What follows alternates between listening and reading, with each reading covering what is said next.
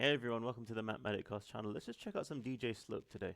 Oh gosh, it seems I've got the scrolling bar in the video and I don't want that, do I? Just slide it off to the side. Come on, you. Just move. Come on. Yep. Alright, that's it. And let's see if I can do something about the screen width. It's probably to do with my magnification. There we go. Alright people, without further ado, he's got himself a video that he wants to share with us. The worst ever video game movie. Let's check it out. What's happened here? Oh. Imagine a world contained entirely within a computer system. The ego of man has led to cybernetic superintelligence bent on ultimate supremacy. In this reality, the user fights alongside other programs in virtual scenarios that provide a heightened representation of the real world. Will the user survive, or is humanity destined to fall to their own creation? Welcome to the Matrix. I mean game over. Yes, that is the real box art for this film. I don't need these captions on. You can turn them on if you want yourself. That was funny. Alright, so what's this? DJ Slope dropped this on the 1st of August, and it looks like with his little Kickstarter or kick scammer detective agency that he has, he's gone and found some sort of a knockoff of the Matrix storyline,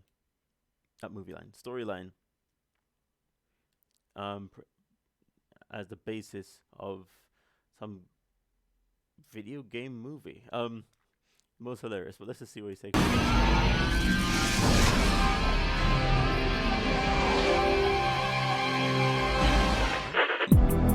Released in 2003, Game Over looks like your standard late-night cable TV or direct-to-DVD film starring Yasmin Bleat and Walter Koenig. It is a mishmash of concepts, I gotta say, yeah, he kills it with the memes.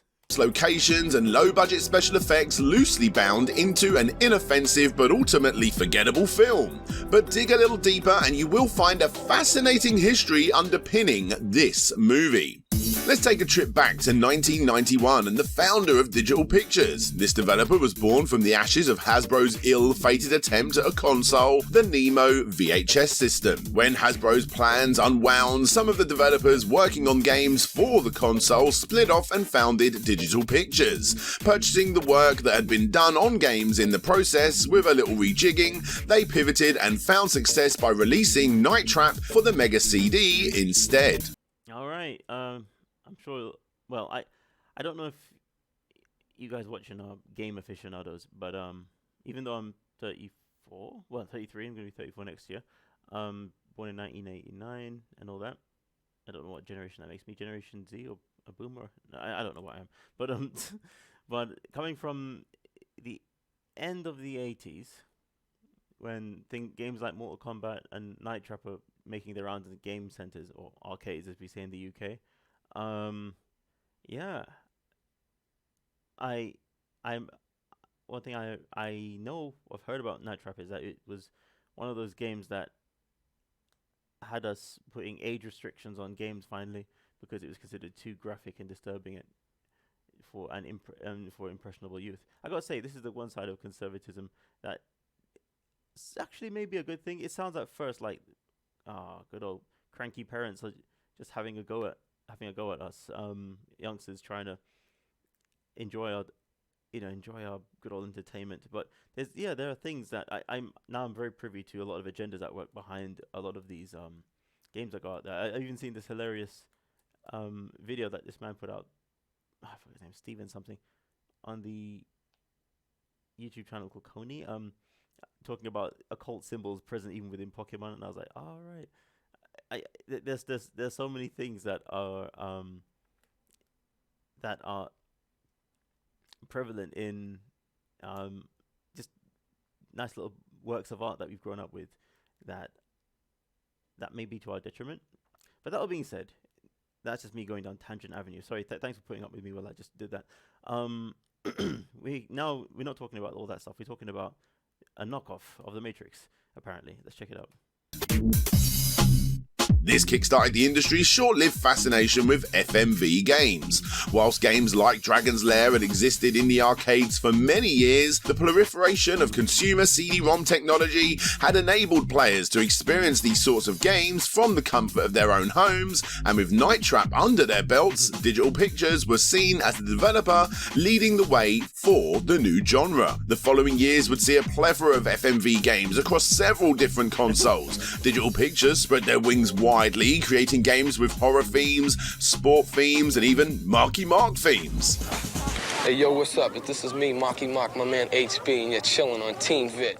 For a while, it seemed like this was a developer with their finger squarely on the pulse and a bright future ahead of them. Then, only a few years later, it became clear that the FMV revolution was not to be. The problem was that FMV games were inherently limited as to what gameplay opportunities they could offer players. The games looked realistic, but were often extremely linear experiences. In contrast, the 32-bit generation had brought with it games featuring 3D gameplay and large play areas, offering a sense of freedom that FMV games just simply couldn't match. Digital Pictures saw the writing on the wall and decided to push in all of their chips. Now look, I gotta say, I'm loving this history. This is what I do every day. I just tune into a DJ Slip video every day. Well, you know, as often as I can, even if I'm just stuck with reruns for some reason because I'm too busy at work and I've only got my downloaded collection. But I wonder where he's going with this when it comes to the Matrix.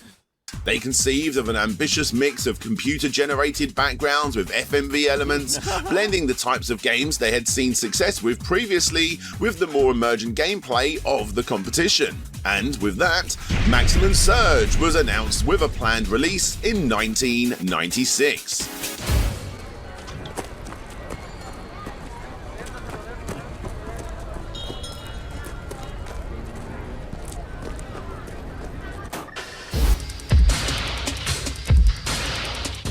Sparing no excuse, the FMV sequences were filmed in California. The game was set to follow your character, an anonymous soldier, as they attempted to foil a villain named Drexel, who is trying to take over the world by replacing humans with cyborgs. Gripping stuff.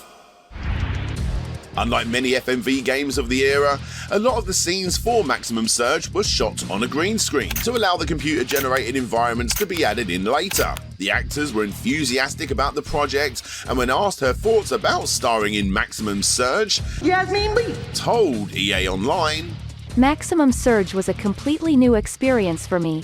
It was great to get tough and gritty. The whole concept of CD-ROM is still mind-blowing to me.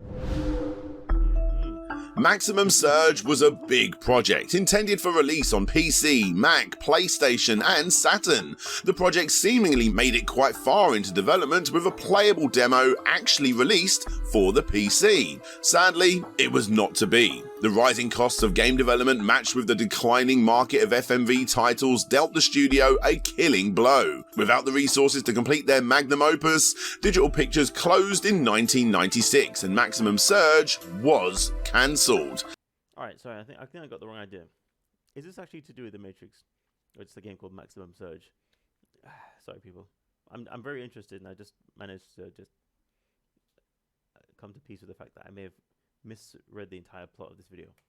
The story wasn't over though. After Digital Pictures went under, there was a lot of footage that had already been shot for Maximum Surge. Rather than let it go to waste, it was picked up by a collection of production houses and turned into a film, known in most cases as Game Over.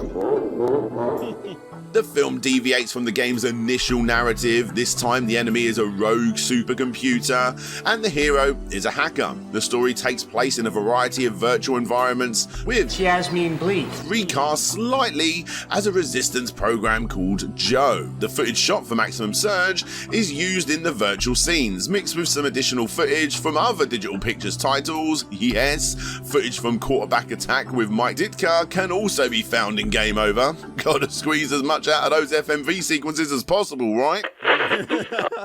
It seems very disjointed, but very 90s-tastic, and I love me a good B-movie, I tell you. Let me know if you feel the same way. It's Elaine, help!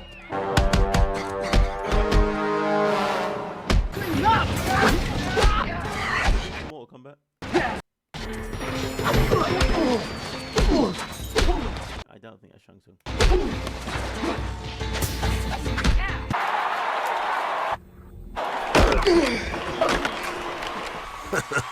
The dude is literally getting beaten up by Sega/Mega CD games.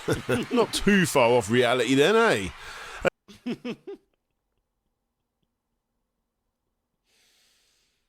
What do you think of the game, people? Do you want to give it a try? I do. At least he didn't have to play Crisscross Make My Video.